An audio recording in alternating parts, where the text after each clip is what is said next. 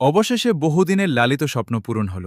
দীর্ঘ যাত্রা এবং অনেক বাধা পেরিয়ে আমি পৌঁছে গেলাম দেবভূমি উত্তরাখণ্ডের পরম পবিত্র তীর্থস্থান শ্রী বদ্রীনাথ ধামে।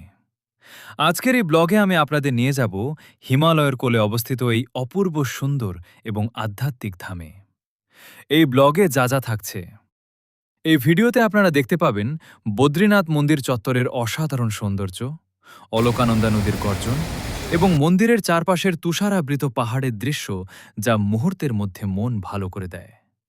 আমি আপনাদের দেখাবো মন্দিরের প্রবেশপথ, তপ্তকুণ্ডের মাহাত্ম্য এবং যাত্রাপথের কিছু অবিস্মরণীয় মুহূর্ত, যা আপনার পরিশ্রম কষ্ট সব জানো এক নিমেষে উধাও হয়ে যায়।